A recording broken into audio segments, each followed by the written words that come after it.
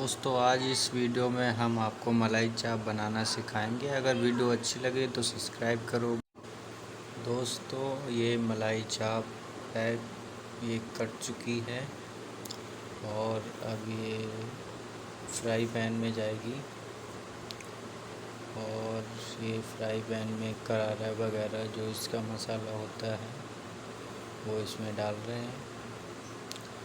और ये क्रीम वगैरह, ये अमूल क्रीम है, हम अमूल क्रीम यूज़ करते हैं और कंपनी की करते हैं।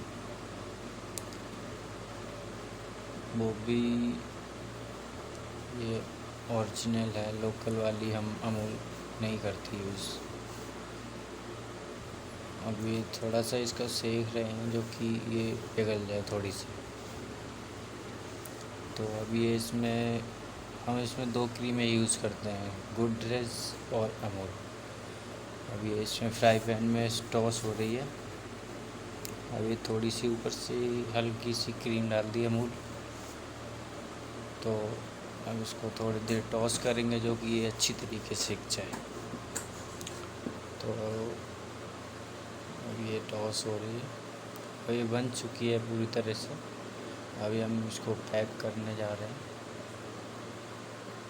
तो अब ये इसमें डब्बे में डाल दी है और अब ये इसमें थोड़ी सी क्रीम ऊपर से डाली जाएगी जो कि ये देखने में अच्छी लगे थोड़ी, कि कस्टमर भी ऐसे दे देंगे तो बुरा मान जाएंगे। तो ये अमूल दोनों क्रीमें ऊपर से भी डाल दी जो कि अच्छी लगे।